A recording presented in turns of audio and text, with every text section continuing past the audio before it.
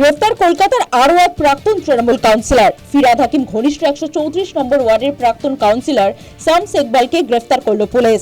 তারাতলা গুদাম বিপর্যয় ও 70 লক্ষ টাকা তোলাবাজির মামলায় গ্রেফতার করা হলো শামস ইকবালকে। পুলিশ সূত্রে খবর, 2023 সালে তোলাবাজির মামলায় তাকে গ্রেফতার করল গার্ডেন রিচ থানার পুলিশ। ধৃতের বিরুদ্ধে অস্ত্র আইন, তোলাবাজি সহ একাধিক ধারায় মামলা রুজু করা হয়েছে। এরই মধ্যে শামসের সোশ্যাল মিডিয়া প্রোফাইল চর্চায় উঠে এসেছে। স্ত্রীকে নিয়ে একাধিক বিদেশ যাত্রা, বিলাসবহুল গাড়ি, বিলাসবহুল জীবনযাত্রা, বলি অভিনেতাদের সঙ্গে ছবি বর্তমানে সোশ্যাল মিডিয়ার হট টপিক। গ্রেফতারির পর শামসকে আদালতে তোলার পরই মামলাকারী মামলা প্রত্যাহার করে নেন। জামিন পান শামস ইকবাল। পানিহাটিতে গ্রেফতার তৃণমূল কাউন্সিলর। তোলাবাজি, হুমকি, মারধরের মামলায় গ্রেফতার তৃণমূল নেতা জয়ন্ত দাস। পানিহাটি পুরসভার 13 নম্বর ওয়ার্ডের কাউন্সিলর এই জয়ন্ত। তার বিরুদ্ধে বারবার তোলাবাজির অভিযোগ উঠেছিল। অভিযোগ, এর আগে একাধিকবার তার বিরুদ্ধে অভিযোগ জানিয়েও কোনো পদক্ষেপ করেনি পুলিশ।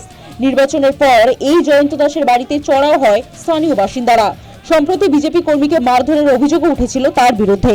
অবশেষে তাকে গ্রেফতার করে খড়দা থানার পুলিশ। সালানপুর ব্লকের জিতপুর উত্তরমপুর পঞ্চায়েতের উপপ্রধান সুরজিৎ মোদক গ্রেফতার।